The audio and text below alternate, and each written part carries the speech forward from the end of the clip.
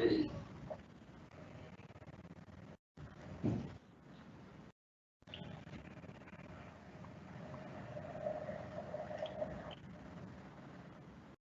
morning to all. Welcome for this webinar here. I will start this event in 2 minutes. Just wait to other attendees to join. Please wait.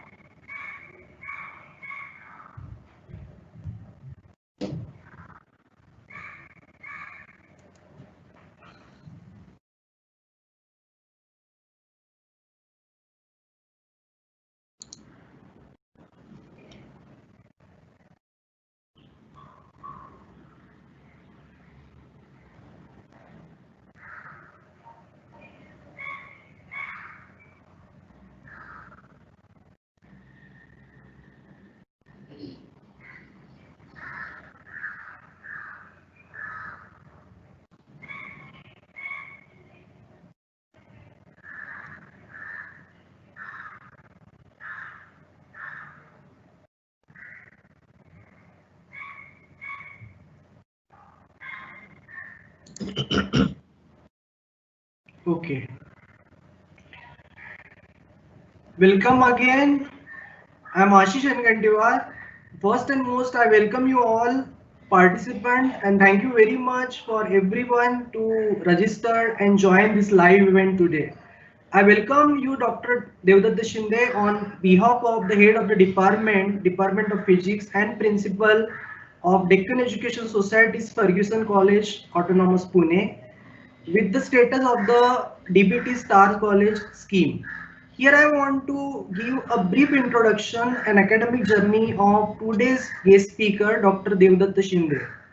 Dr. Devdatta Shinde is currently working as a scientific officer in a material science division, materials group, Bhabha Atomic Research Center, BARC, Mumbai. He joined the BARC through prestigious K.S. Krishnan Research Associateship in November 2018. After completing his master's in physics, he worked as a research fellow at the Field Emission and Field Ionization Microscopy Laboratory in the Department of Physics, University of Pune. Owing to owing to this experience in high field nanoscience in October 2012, he moved to Rouen, France to join the Materials Physics Group's University of Rouen to pursue his PhD in atomic probe tomography, abbreviated as APT, and successfully defended his thesis in January 2016. The prime objective of his thesis was to understand the interaction of the laser with the nanoscale tip-shaped samples used in APT and use this knowledge to improve the data quality in the APT experiment. Dr. Shinde then moved to the Gothenburg, Sweden to join Materials Microstructure Division, Chalmers University of Technology for postdoctoral research. Then he utilized his fundamental understandings of the APT to the real life problems in the material science. There he worked on different systems like titanium alloy, stainless steels, high entropy alloy, etc. Dr. Shinde is one of the very few experts in our country, India, in the field of atomic probe tomography. He has recently delivered the invited talks in IIT Mumbai and IIT Madras on his past research. His expertise is focused. His expertise in focus and beam sample preparation helps in a great techniques in APT. To know, all the viewers are eagerly awaiting and listen your expertise, Dr. Shinde, and I request on behalf of the attendees to deliver your today's webinar on topic looking at the atoms in a real space, an introduction to atom probe tomography. It is over to you, Dr. Shinde. Thank you. Thank you so much, Ashish sir, for this warm welcome and greetings. Thank you for giving me this opportunity to present my work. For me, this is the first time I'm going to give this seminar on this platform. So if there is any mistake, please bear with us. So today I'm going to talk about a technique called atom probe tomography. So this talk is going to be introductory talk. So I'm going to explain the introduction to atom probe tomography, followed by some examples which I did during my research in past and present. So the outline of the talk is very formal. So first I will just introduce the technique, which is atom probe tomography, and the outline I have taken in such a way that the protocol for atom probe tomography experiment.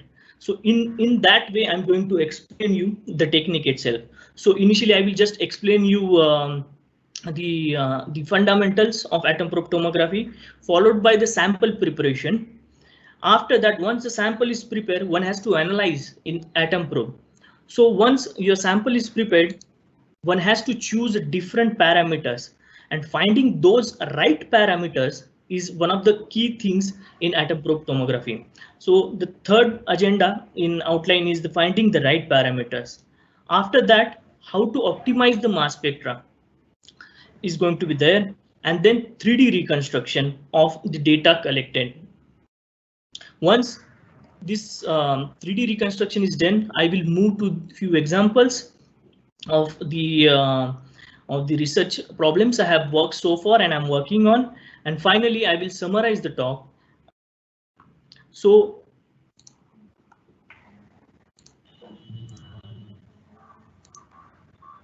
what is atom probe tomography?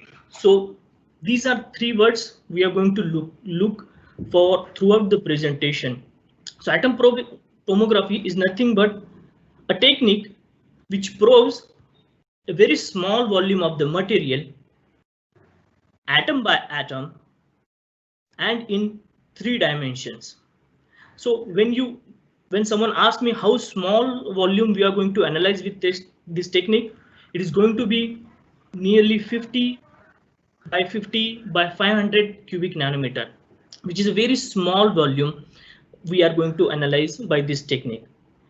So, and the only requirement for this technique is the sample or the specimen should be in the form of sharp needle, or usually we called it as a tip, with the end radius less than 100 nanometer, which looks like this SEM image shown in this slide. So next slide. Once you have a sample, for example, this schematic you are able to see here, take a needle shaped sample with end radius around or less than 100 nanometer. We apply a very high positive DC voltage to it. The atom probe tip or the sample is kept at cryogenic temperatures, which is around 20 to 80 degree Kelvin. So the atoms near the tip apex are shown as red and blue circles in this schematic. Then we have a position sensitive detector placed around the length L, which is a flight path of the atom probe, and additional energy to analyze along with the high DC potential. We have to give some additional energy in the form of voltage pulse or a laser pulse. So usually laser pulses are used for insulating or semiconducting samples, and voltage pulse is used for conductive samples. The voltage of laser pulses are of the order of few hundred kilohertz, and considering the last generation of atom probe, this number could go as high as 500 kilohertz. So which increases the speed of acquisition. So once these voltage or laser pulses are bombarded on the tip, and along with this electrostatic potential, the force on the sphere here on the tip apex is quite huge and defined by this formula. So as the radius is very small, we generate a huge amount of electric field at the apex of the order of few tens of volt per nanometer. This field is so huge that the atoms on the surface of the tip dislodges from the surface in the form of positive ions. You can see on this schematic, the ions are evaporating, and this process is called field evaporation. And evaporation because of the applied electric field. One more time, you can see this animation. So after every 10 to 20 pulses, a surface atom is so strong that it ionizes and then field evaporates. The time from pulse to impact on the detector is recorded. So along with this, we record this time of flight as well as the X and Y position of the evaporated atoms on the position sensitive detector. So by using a conservation of energy, the potential energy and kinetic energy of evaporated atoms is equal in the beginning. So using this, this small v is nothing but the velocity of evaporated ions. Velocity is nothing but distance over time. We know the distance is around L, and the time of flight or time is t flight. So making some reshuffling with this equation, we are able to get an equation for mass to charge ratio. Voltage and length is constant, so mass to charge ratio is proportional with the time of flight. So by using this equation, we can identify the chemical nature of evaporated atom. Now we have X and Y position of the evaporated atom. We have the chemical identity of that atom. Now we know only the surface atoms evaporate first. As you can see, the interior atoms are intact and only the surface atoms evaporate fast, and this process happens in layer structure. So using this sequence, we can say we are able to deduce the third dimension, which is Z dimension, and then we can have X, Y, Z dimension along with its chemical identity. So in 3D reconstruction part of this presentation, I will talk more about this. So now you know how the atom probe tomography works. So we will start. So in India, we have 3 atom probes right now. In BRC, we have FlexTap, as you can see here in this slide. And in IIT Madras and IISc Bangalore, they have a last generation of an atom probe called LEAP, which is an abbreviation for local electrode atom probe. So in our atom probe, there is a facility to change the flight length by changing the field of view, and there is a provision to change the laser wavelength also. In case of local electrode atom probe, as the name suggests, an extra electrode, as shown in this image on the left side bottom, a local electrode is placed, which is nothing but an extraction electrode. So a negative potential is applied to this local electrode, so that it acts as a extraction electrode. So it literally pulls out the atom from your sample. The advantage of this geometry is that you have a huge field of view. So if you compare the field of view of both these atom probes, in case of FlexTaps, the maximum field of view we can have is 30 degree. But in case of LEAP, it is around 80 degree. So which means using LEAP, we are able to analyze a bigger amount of sample or the bigger volume. So moving forward, we'll start with the sample preparation. A traditional method was electropolishing method, but this method was limited to metals and metallic alloys because of the limited electrolyte solutions are available only for metal samples or metallic alloy samples. So to prepare a sample from a bulk sample, one has to cut a matchsticks, like matchstick shapes small rods as shown in this image. The dimension of these rods is around, as one can guess it from this scale bar, the length is around few centimeters, but the cross section is around few mm, 1 mm or 0.25 mm or 0.3 mm. So one has to cut such pieces from a bulk. One can use slow speed saw or EDM.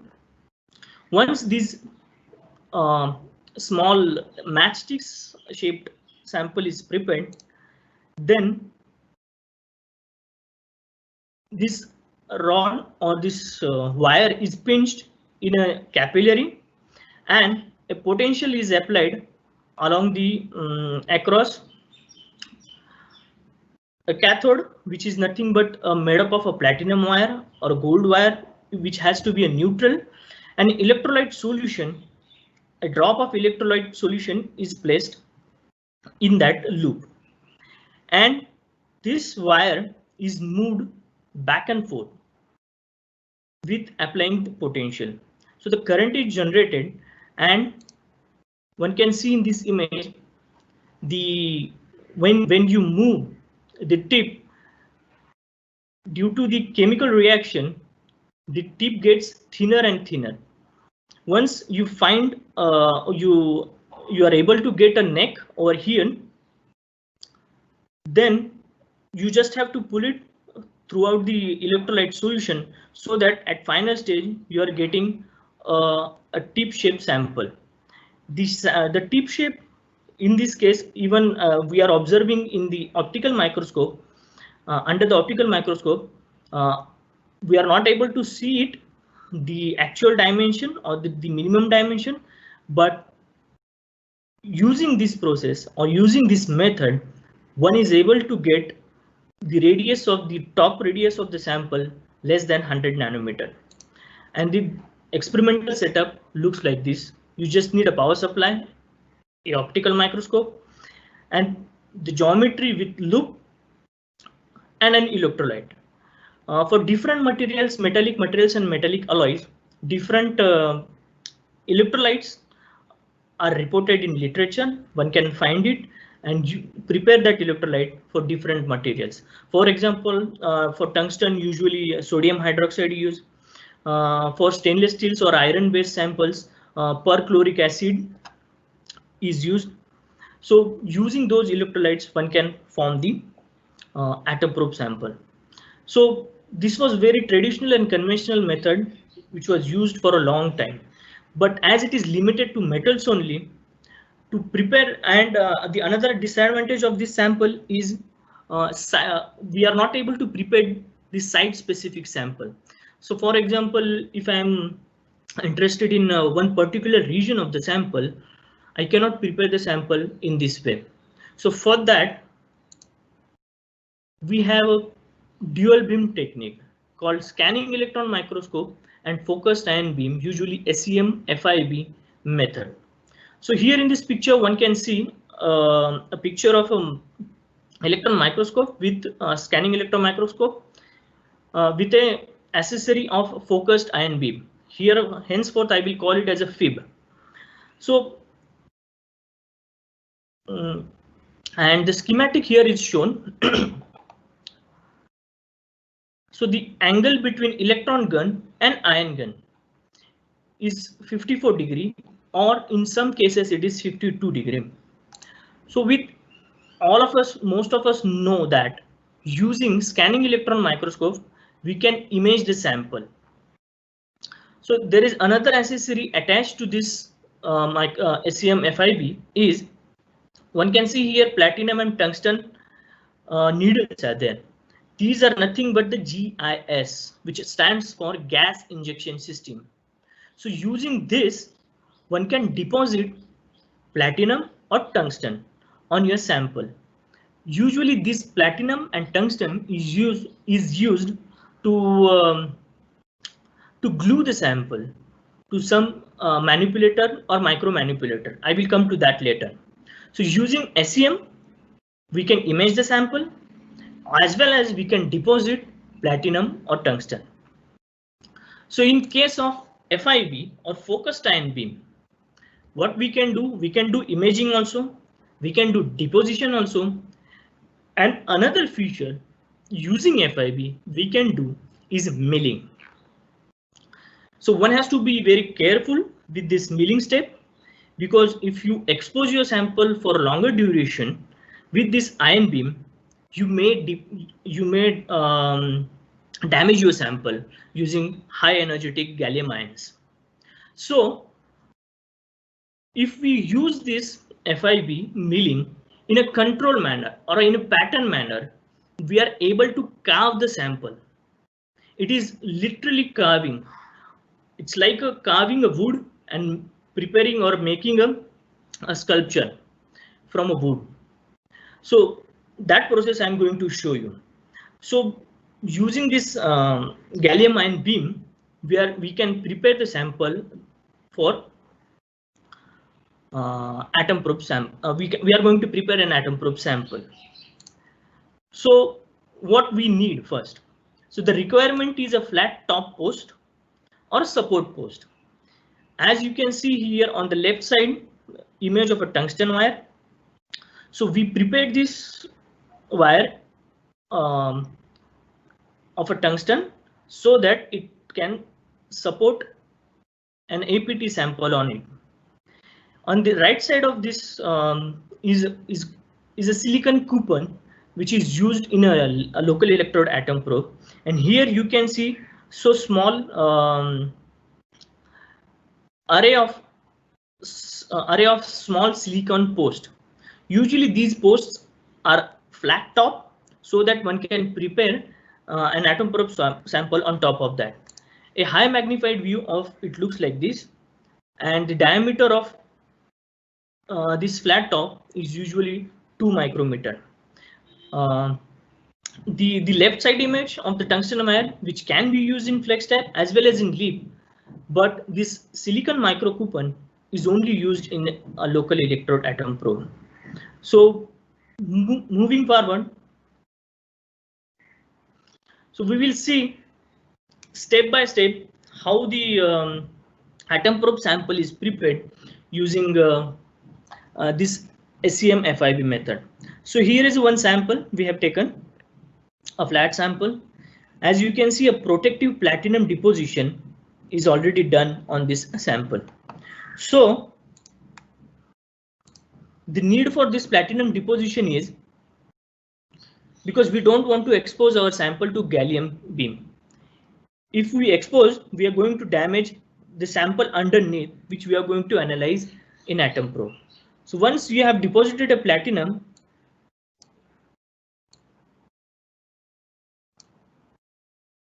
we will use a pattern like this, the one which I am drawing now, for FIB milling. So what will happen? The gallium ion will go under this platinum deposition from both the sides, and it will mill the underneath of that sample. One more thing I forgot to tell you is that the angle, the stage right now is at around 24 degree. So the angle between ion beam and this sample is around 30 degree. So it will have a 30 degree tilt cut underneath the sample.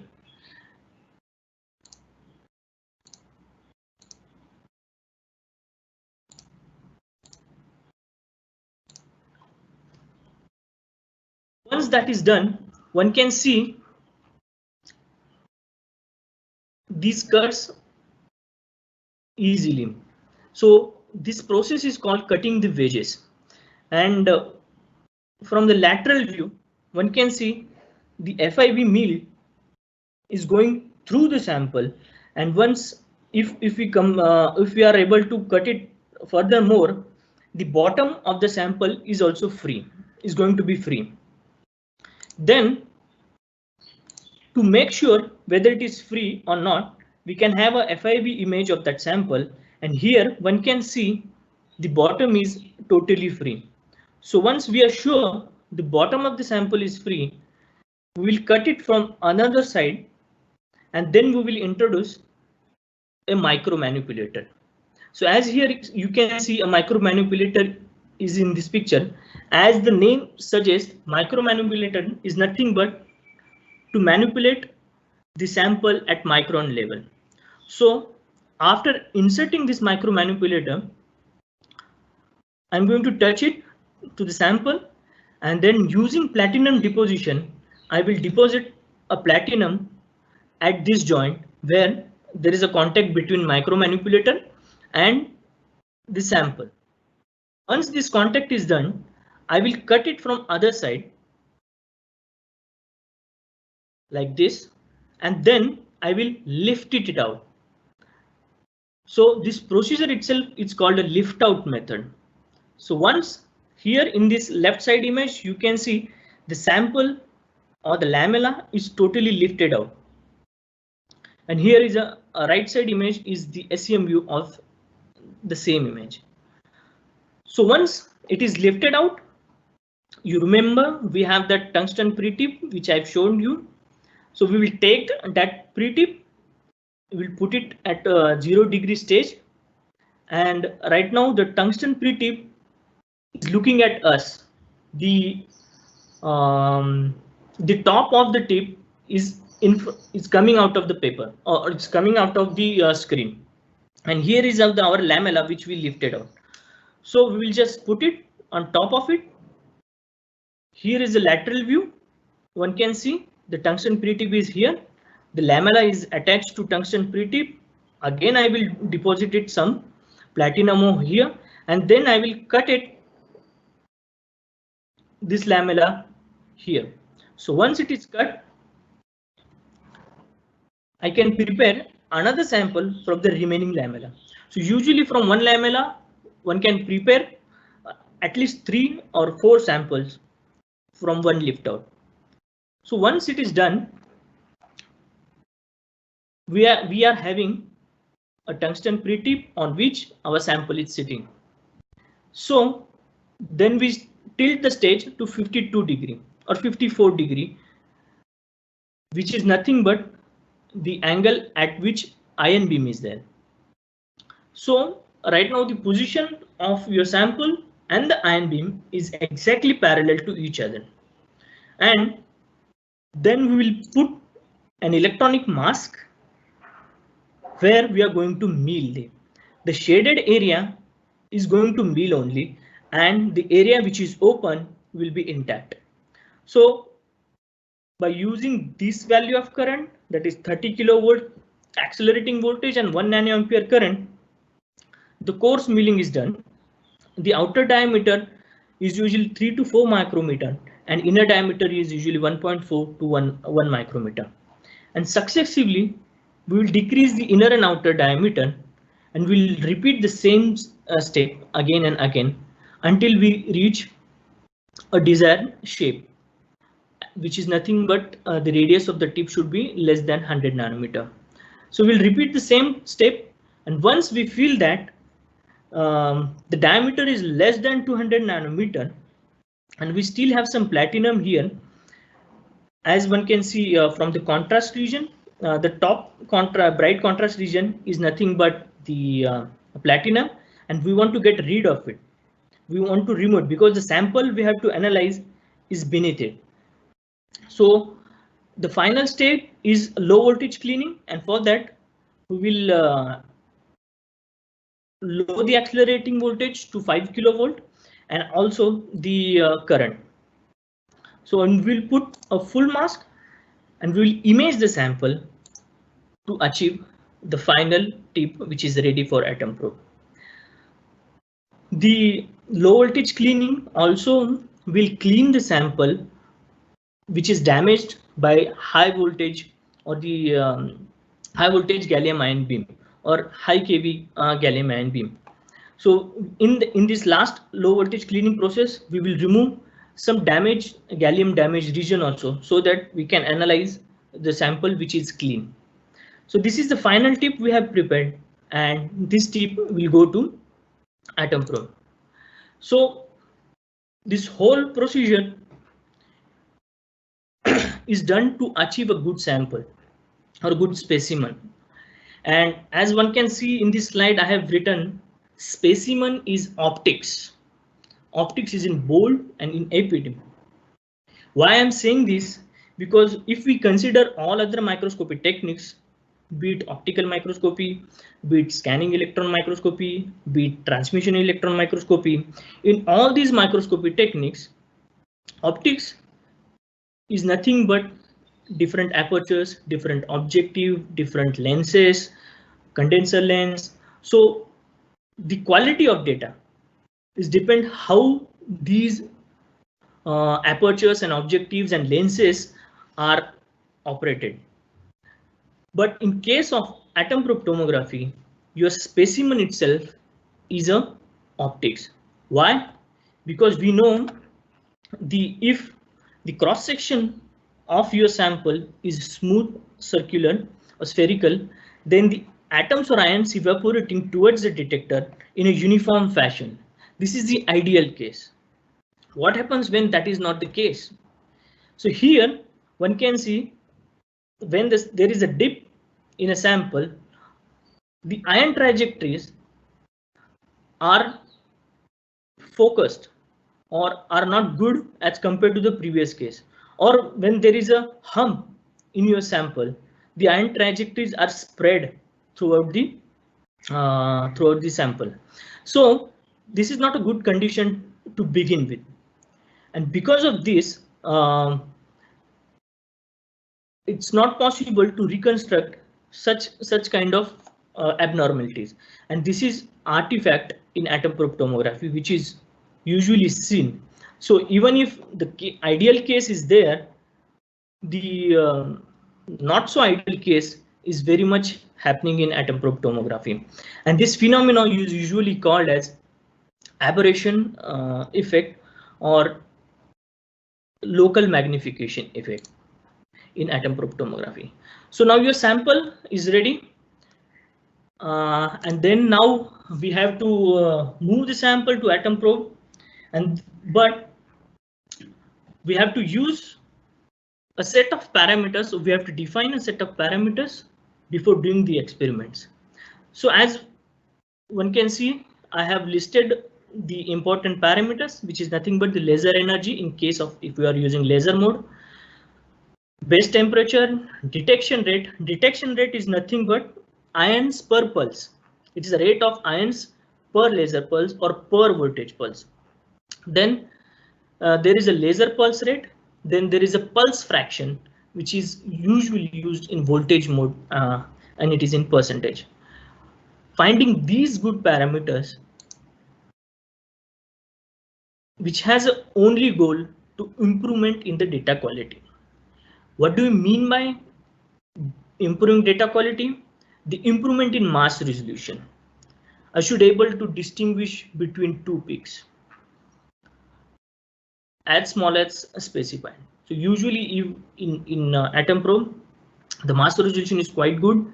You are able to distinguish peaks which are separated by sometimes even 0.1 atomic mass unit. The another trait is to improve the signal to noise ratio. If you have a less noise, you have a better chemical composition, and you have a less bias over your composition measurement. Particularly in case of laser pulsing, usually the mass spectra is always with the thermal tails. You will see a mass spectra, but the peak of mass spectra is not Gaussian. You will have a decaying tail to mass spectrum peaks, which usually called as thermal tails. We have to reduce it, and the most important is the success yield. In atom probe tomography, the success yield is very low, and one has to improve it by using it the right parameters. So the parameters listed here during the experiment, all these parameters are constant. And one has to choose this parameter with trial and error, using changing the laser energy, changing the base temperature, changing the detection rate, and see how your mass spectra is changing. So what I usually prefer, or I usually suggest to people, that if your sample is working, try some data sets of short data sets like 1 million atoms or 500,000 atoms for calibrating your sample. So here is the list which is given in the book called Local Electrode Atom Probe Tomography or User's Guide. So in this case, the parameters which I have mentioned, like pulse rate, base temperature, detection rate, pulse fraction, laser energy, they are given here, and what trend usually people use and found it which is beneficial. For example, pulse rate. Usually the trend says if it is high, the matrix is which says background, you will have a less background. Comment is higher is better. Higher the pulse rate, you will have a lesser background. Then, for example, in case of detection rate, again is the background and analysis yield. Higher is better, and the primary trade-off is data quality versus analysis yield. So, for example, some samples will not accept or will not hold higher detection rate, and they will fracture or they will break. So one has to make a compromise whether I need a good data quality or an analysis yield. So sometimes one has to make a decision what I'm interested in. So one can see this list and accordingly one can change their parameters. So the trial and error and playing with the parameters is the key here to find the right parameters for your sample. So moving to mass spectra. So once you have a successful run or successful experiment, the first thing you get is a mass spectra. So the first step towards quantifying the chemical composition is a mass spectra. So here one example I'm giving it's from a Maraging steel.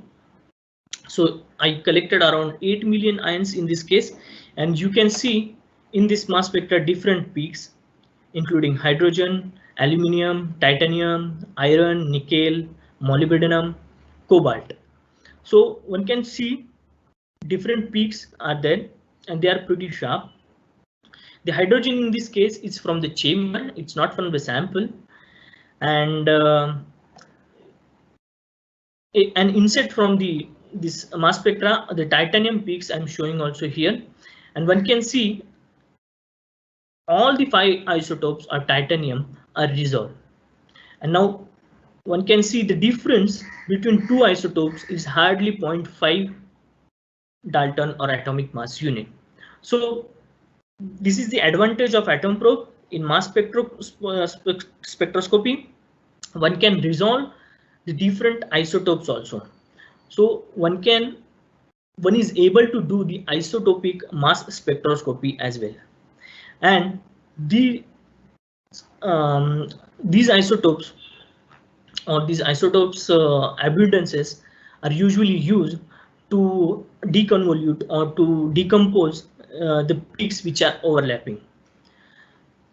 So here in this mass spectra on the left side, one can see I was talking about previously the thermal tail. So here after nickel, one can see a decaying tail of this mass spectra. So this is usually the case with the poorly thermally conducting materials. So I will show you another example. So here in this case, it's a zirconium 1 niobium material, which is nuclear grade material, and it is used in a pressure tubes of nuclear reactors. So here one can see the mass spectra is even better than the previous one. The noise level is also quite low. Signal to noise ratio is quite good. And if you see the the magnified view of part of the mass spectra, one can clearly see a Gaussian peaks without any thermal tails. So it depends on sample also, how good your how good thermal conductor your sample is. It depends on whether you are going to have a thermal tail or not. In addition to that, if you are using the wrong parameters to conduct the experiment, in that case also you will have a thermal tail. For example, if you are using a higher laser power, then in that case the momentary rise of temperature on the sample itself is quite high, and it will take time to diffuse along the axis of the sample, and it will give rise to thermal tail, and eventually you will have a poor mass spectrum resolution. So one has to carefully identify all the peaks before doing any 3D reconstruction, and one has to range the peaks. So I have to call these peaks zirconium. So one can see that 5 isotopes of zirconium are resolved, and there is a niobium 3+ in between, a sandwich between the zirconium peaks. The additional information in this case is the iron peak. In this particular material, iron is impurity. So very less number of iron atoms are there, and still we are able to detect it. If I measure the composition, in this case, the iron will be less than 0.1 atomic %. So, but still I can see a prominent peak of iron. So this is the power of chemical sensitivity atom probe can have. So now we are done with the mass spectra. You have identify all peaks from your data. You have ranged it very well. Now you have to move towards the 3D reconstruction. The 3D reconstruction in atom probe is based on a protocol called reverse projection. So the atom evaporated or ion evaporated from the tip surface moved towards the detector.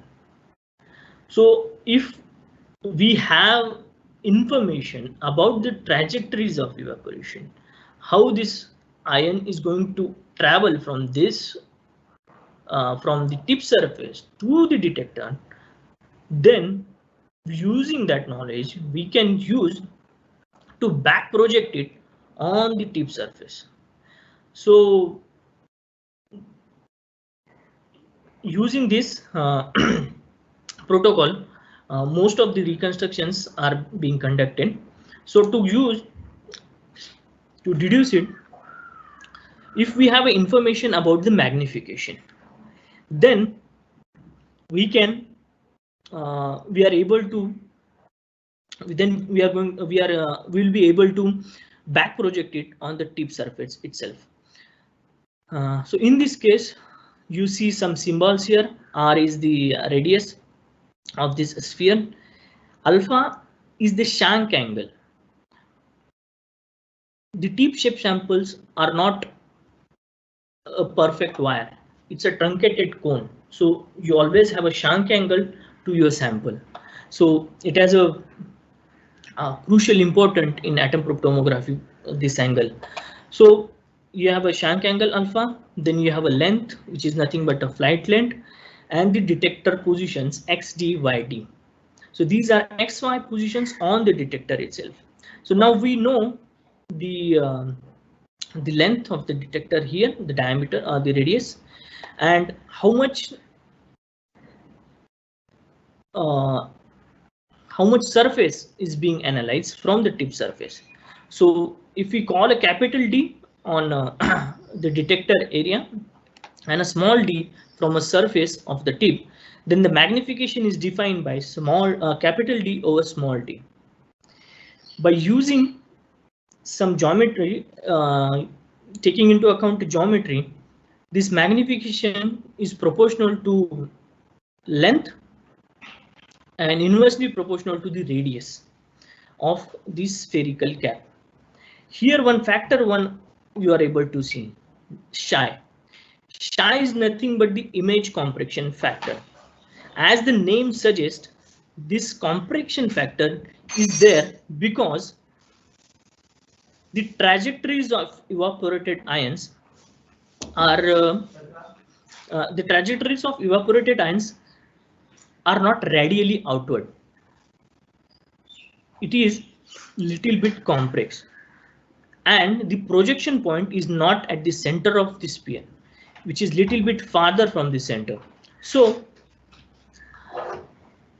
to account for that, this image compression factor is introduced. So if we have a knowledge of this image compression factor and radius, the L is constant, then we are able to reverse project or do the 3D reconstruction. But R is also not constant. As one can see, the radius is going to increase with the analysis duration.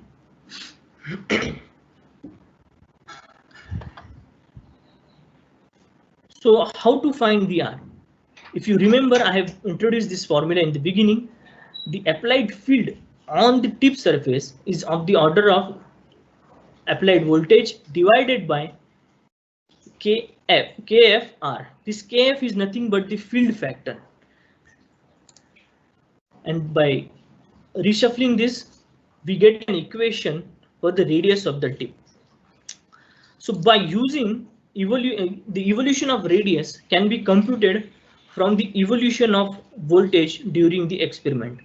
The voltage is going to increase during the during the experiment. So we usually get a voltage curve, and using this formula, we are able to get the evolution of radius. As the detection rate, we keep it constant during the experiment. So qualitatively, the field on the surface of the tip is also nearly constant. But how to get the value of Kf, which depends on electrostatic environment and the tip shape. Similarly, this psi also depends on the angle, that is alpha, and how these trajectories are going to compress. So these two factors are really important for a 3D reconstruction. So we don't have that much time to discuss how to compute these two factors. But apart from that, if in your sample you have features of known size, for example, in this example, there are small gold nanoparticles decorated on and inside the sample. The matrix is iron oxide. So I know from these tip images the radius also, radius of the tip, and the dimension of these nanoparticles. So I will use this information as a reference to reconstruct my 3D reconstruction from for APT data. So I will measure these 3 nanoparticle radius and diameters, and I will adjust this ICF and KF in such a way that I will get a near shape of those nanoparticles. So here one can see a 3D reconstruction of the same tip. So this is a correlative microscopy we got, and one can see the gold nanoparticles are reconstructed very well.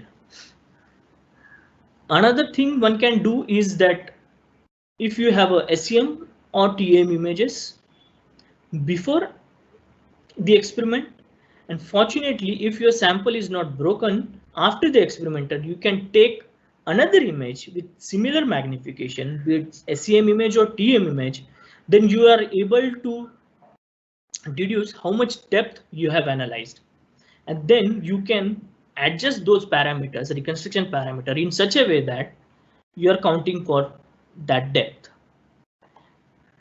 Another example is that if you have a good SEM image of your sample, then literally you can measure the radius of your sample at various intervals, and then you can draw or you can plot the radius definition file, which is nothing but the radius at in a depth, and you can use this file for your reconstruction. So using all these methods, one is able to do the 3D reconstruction.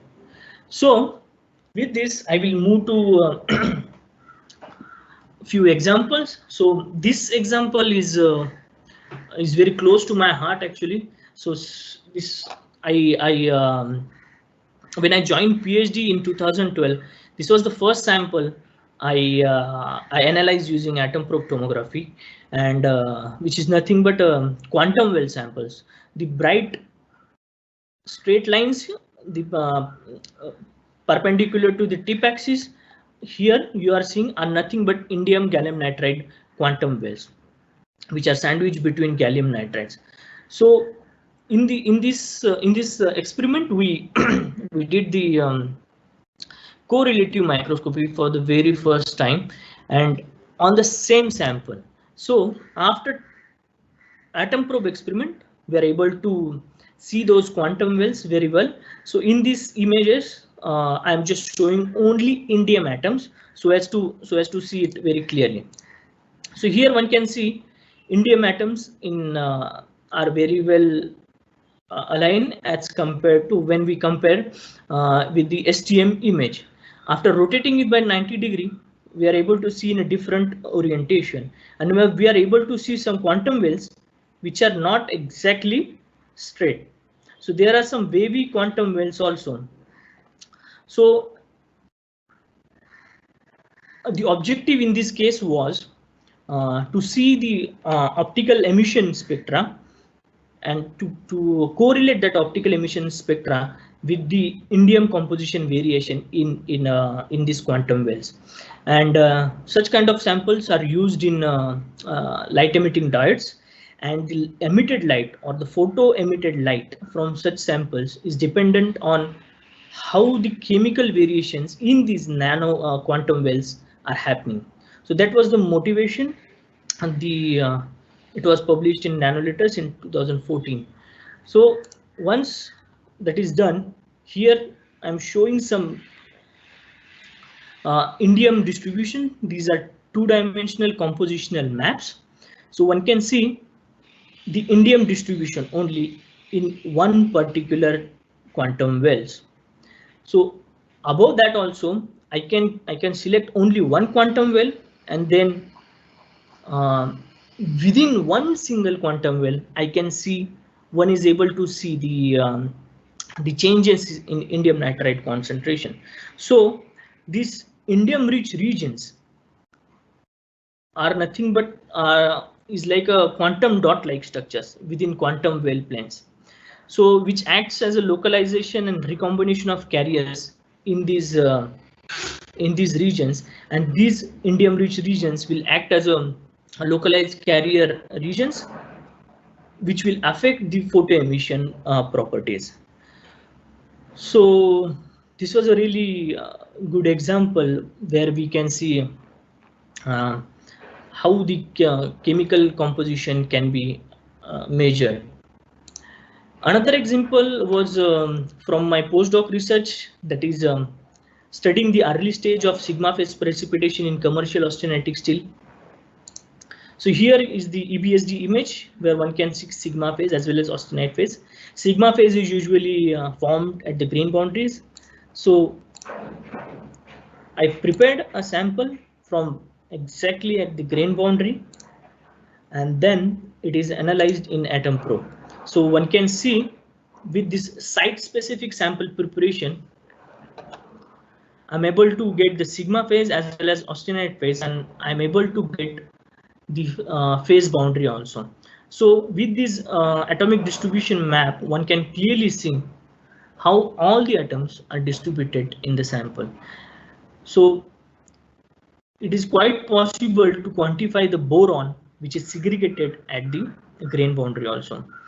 So by measuring the composition across the interface, one can see in sigma phase chromium and molybdenum is enriched, and in austenitic phase one can see iron is enriched. So at the grain boundary, Carbon, phosphorus, and boron, there is enrichment of these low Z elements, which could be clearly seen, which is not possible with the TM. So another example is the metrology in nanotransistors. So here the dopants levels after heating are checked, and one can see different dopants like phosphorus and arsenic are at the source to drain extension are accumulated after heating. So the electronic properties are very much varying with this dopant concentration. So one has to study using the atom probe tomography how it is varying. So here is another example in metallurgy. It is cobalt and nickel based superalloy. So the STM image of the atom probe sample was taken, and one is able to see the stacking fault here, and using atom probe tomography, the segregation of tungsten and depletion of aluminium was observed at that stacking fault. So even two-dimensional or one-dimensional dislocations or the could be observed in this case. So this will be the last example. These are the recent publications based on APT in Nature and Science. So in case of Nature paper, these guys have done studied the chemical gradients in human enamel crystallites. So this was a very recent paper, and the group in Australia, they have done a study using a cryo APT, that they have studied the hydrogen tapping at dislocation and grain boundaries, which is like a holy grail for metallurgists to study the hydrogen trapping. So these are the references, and in summary, I would like to say APT is very popular technique worldwide. It has a unique technique, and which can structurally and chemically characterize it at atomic scale, and that too in real space and in 3 dimension. People are trying combining atom probe tomography with different methods like STM, TM. Lately, people have tried correlating data with the transmission Kikuchi diffraction like TKD, EBSD. Then people are trying with correlating data with the SANS, which is nothing but a scattering, X-ray scattering. X-ray scattering or small angle X-ray scattering or small angle neutron scattering data. So people are trying different things. Using APT, early stages of precipitation, segregation, phase separation are easily studied and at very high chemical level. And very lately or very recently, the technique is being utilized by geologists also, biologists also. So day by day, the reach of this technique is getting is more and more. So in India, as I said in my abstract also, in last few years also, we are slowly moving in this technique, and the motivation of this talk or this webinar was to get audience to know about this technique and how it works. I hope you have learned something about this technique. If not, please mail me and let me know your thoughts. And before signing off, I would like to acknowledge Dr. Madan Gopal Krishnan, who is Associate Director of our Materials Group, and Dr. Raghavendra Tiwari, who is the Head of Material Science Division, for all the support. And I also like to thank our section, functional material section. I work in this section, which is headed by Dr. Aniruddha Biswas, and my colleague there, Mr. Sudeep Sarkar, Mrs. Sarita, and Mr. Santosh Yadav, for their help and encouragement. So, and thank you all of you for your patience for this long. I think I took a 5 minute or 10 minute extra. I'm really sorry for that, and over to you, Ashish sir. Yeah. Thank you. It's good. You are finished within the time. And I'll take questions now from the attendees. Okay. So you can see, but I can read for you those questions. Yeah, I can see this question. Yeah. Yeah, the first question you can see that by Rohini. Mm-hmm. Evaporated atoms which you show in an animation, is this possible way to evaporate on XY plane, or it evaporate in some manner as you show? It is why it shows that path. Okay.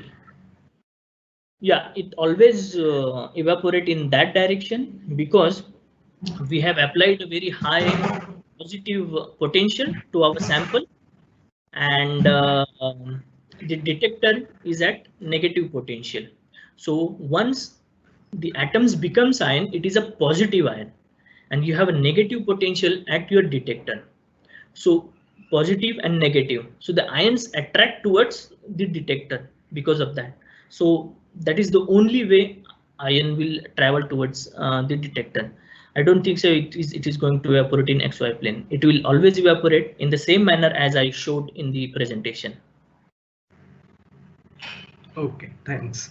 Now next question is, what effect does the wavelength have on overall process? I mean, does it change the rate of accuracy of tomography, or does it alter the rate scanning or slash obtaining the 3D tomograph?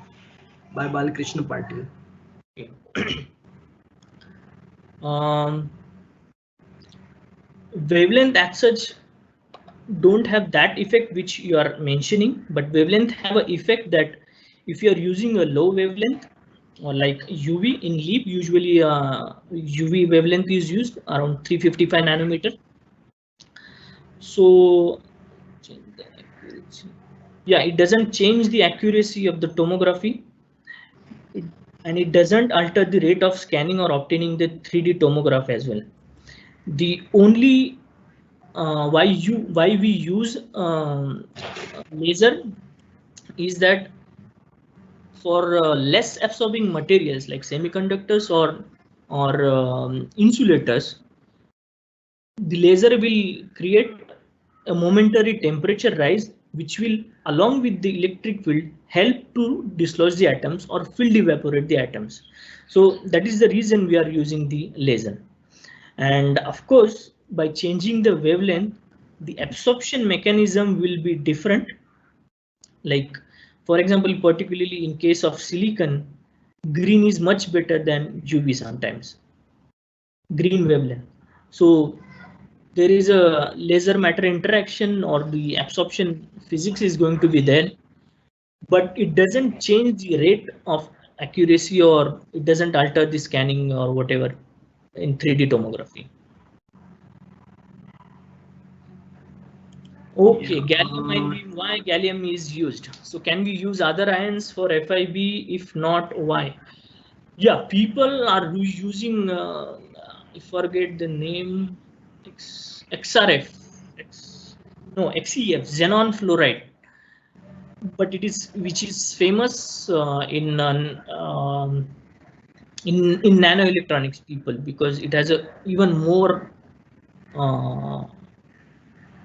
control on the patterning and everything. Why we use gallium? Gallium is heavy, plus gallium's uh,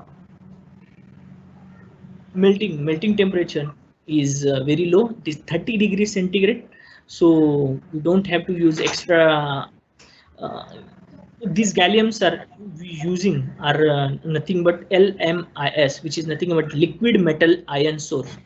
So when it is prepared, when it is injected towards the sample, it is in the form of liquid. So that is why we use gallium ions. Yeah, thank you. There is a questions more on by Rohini, or there is one comment regarding zirconium 1 niobium as a fuel. Okay, I think I mistakenly said the pressure tube. Yep. Okay, thanks for the correction.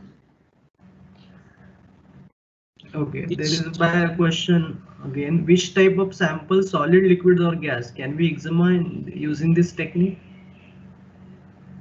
um, at present, whatever I have presented in this, we will be able to use only solid samples.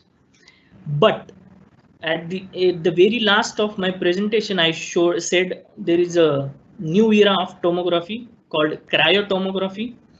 In that case, people have studied solid liquid interfaces. So the whole procedure which I have shown, the sample preparation, from that procedure, the procedure itself will begin in cryo atmosphere. So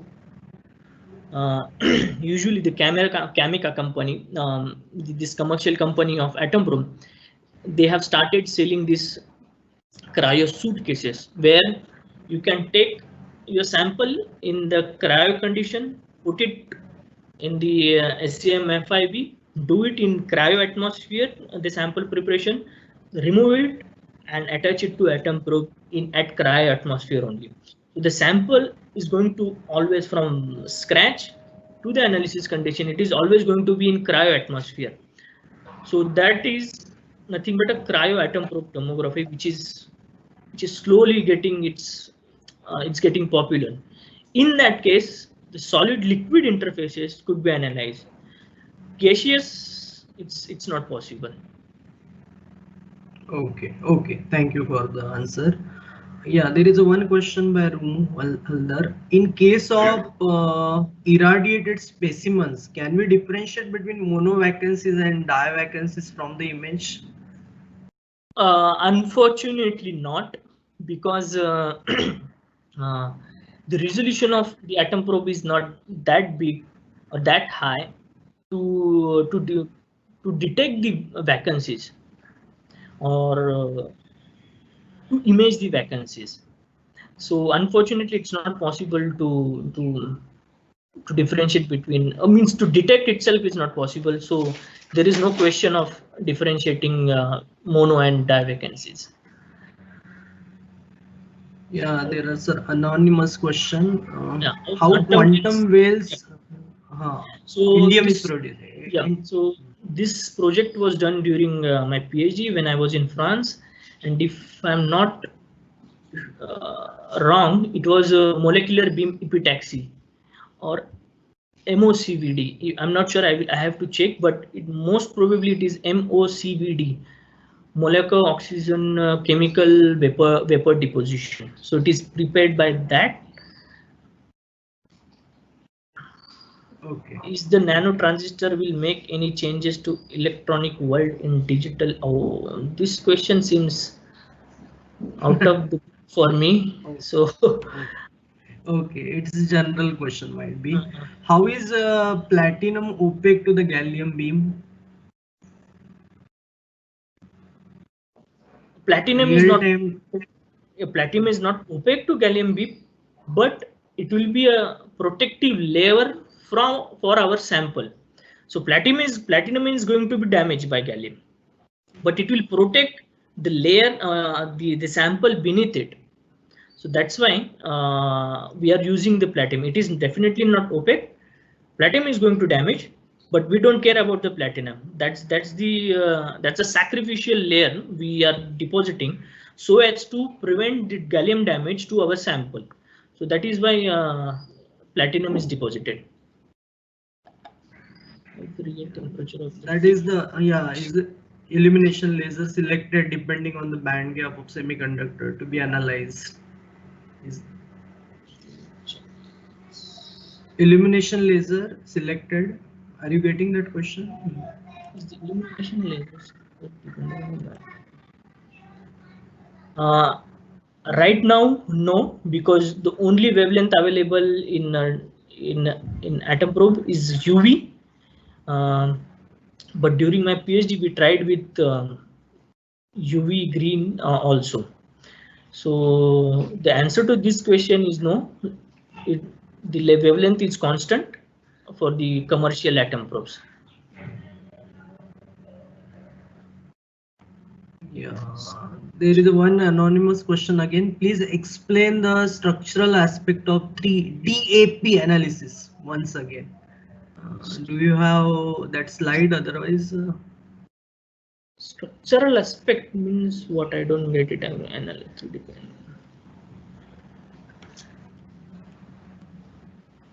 okay, maybe some questions. How APT compares with the ChemiStem resolution wise? As far as atom probe resolution is concerned, spatial resolution I'm talking about. In a Z dimension, the resolution goes up to atomic scale. Like one can sometimes see the atomic planes. In XY dimension, the resolution is less. Sometimes it goes from 0.5 nanometer to 1 nanometer, which is quite less compared to STEM. But the advantage of atom probe is the chemical sensitivity. So I think he or she is asking about that only, Chemi STM. So chemical resolution he or she must be asking, I think. So it is comparable with the STM, but in case of atom probe, whatever we are doing, it's in 3D mode. So the statistic wise, it is going to be even better. Okay, okay. Thank you for the answer. Is it possible to characterize conducting glass FTO ITO in the same? Maybe. Yeah, it's possible. It's possible, definitely possible. Yeah. Even the I don't insulators know. like magnesium glass, like magnesium oxide is also, it's possible to do it. Like silicon oxide, magnesium oxide, such insulators is also possible. So conducting oxides or glass like ITO or F2 is definitely doable for sure. This question might be asked in the context of those solar cell or that substrate for that kind Yes. of sample preparation. Yeah, possible. What are the major advantages of the APT over? I think you have covered it, but Yeah. just briefly you can advantages over APT over STM, ACM, TEM. Yeah. So the best advantage or the biggest advantage is the chemical sensitivity. In case of STM or TEM, low Z elements like carbon, boron, phosphorus, uh, it's not possible to quantify them with very good certainty. The uncertainty in measurement is quite high for these elements in case of STM or TEM. The another advantage is 3 dimension. Whatever the composition we are measuring, it's a 3 dimension. In case of TM or STM, we usually get a 2D projection, and then we get the image and the EDS. It's always a 2D projection. But in case of atom probe, we are doing in a 3 dimension, and we have a perspective throughout the sample or throughout the material. Yeah, there are some questions regarding the platinum tip. I think 2-3 questions are related to it. Okay, can we use gold as a protective layer instead of platinum? And the layer for protection, so you use gold or platinum, any metal or any metal that does not interact with the specimen other than this gold or platinum maybe. Usually in FIB, platinum is there always. So that's why I gave an example of platinum, but any protective layer is possible.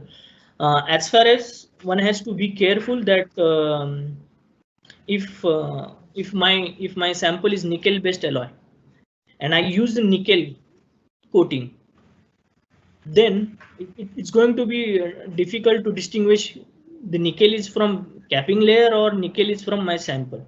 So one has to be careful about that you should not use the capping layer or protecting layer from the material which already in your sample has, so that you'll not be able to differentiate which is the protecting layer or which is the sample.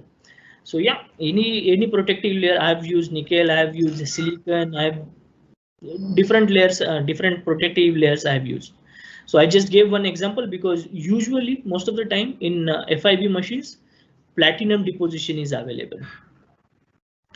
The layer is for protection, so you can use gold or platinum or any metal that does not. Yes, yes, exactly. How is the real-time temperature? Real-time temperature of the tip measure. The real-time temperature of the tip we cannot measure. We measure the base temperature only, like using cryo head, helium cryo head. We give the base temperature or the cryogenic temperature to the sample. If you are really interested in how it is measured, so there are a couple of papers I can suggest from a group in IMEC, Belgium. Those guys have done using qualitatively, not quantitatively. I'm saying using different wavelengths. They have measured the. They tried to measure the tip temperature.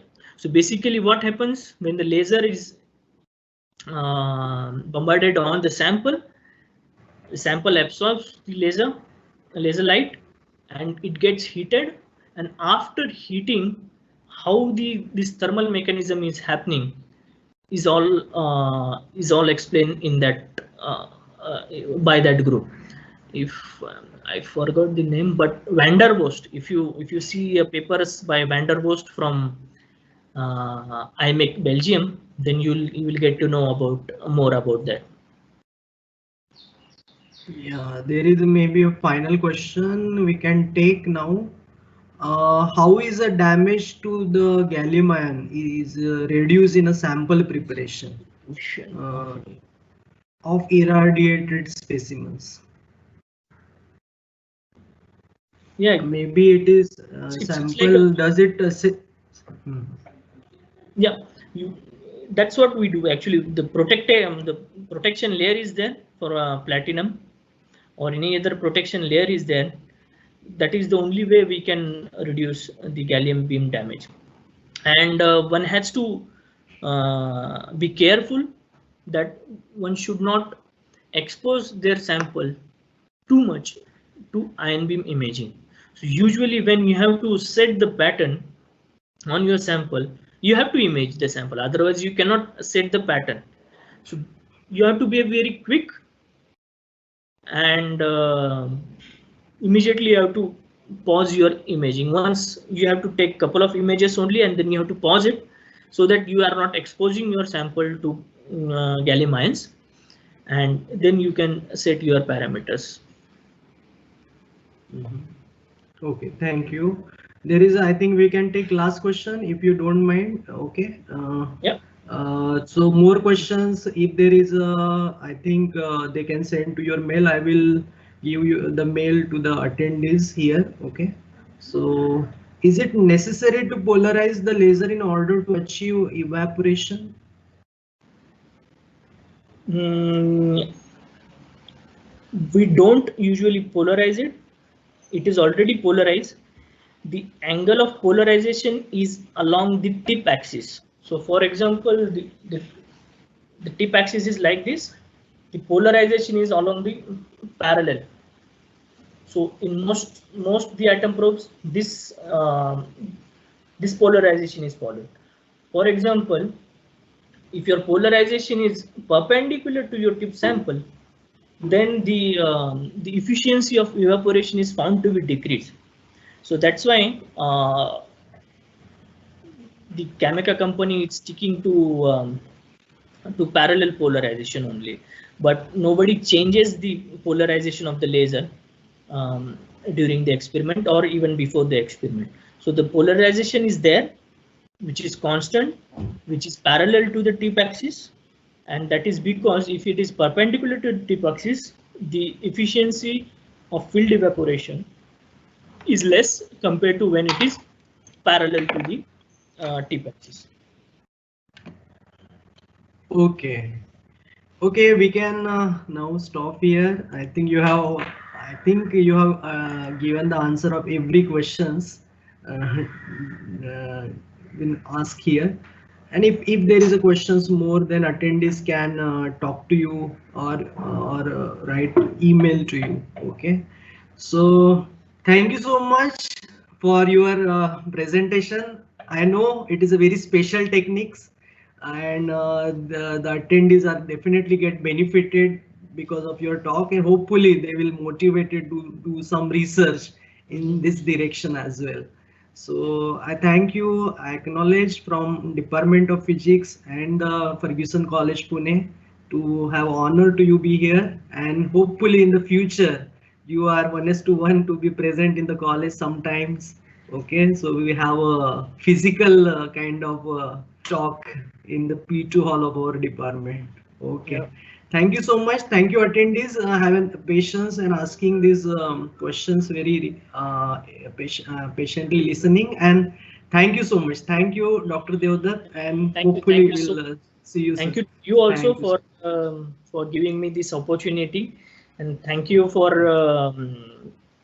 taking time to rectify doing these 3 trials in last couple of days to Yeah. rectify all the hurdles to achieve today's presentation. So thanks to you Yeah. actually and for your Yeah. efforts, and definitely whenever there is opportunity, I'll definitely somehow Yeah. I have also have some special bond with the Ferguson College, so definitely I'll be always there if an Yeah. opportunity comes for my knowledge to deliver or something like that. So thank you so Thank, much. Yeah.